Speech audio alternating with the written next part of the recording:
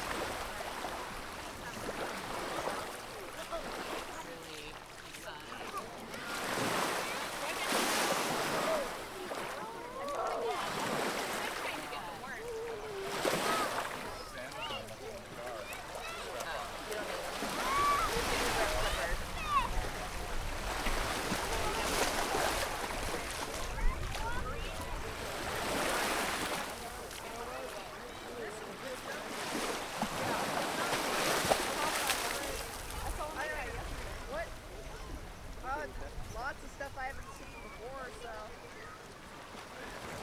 lots of like rainbow stuff too.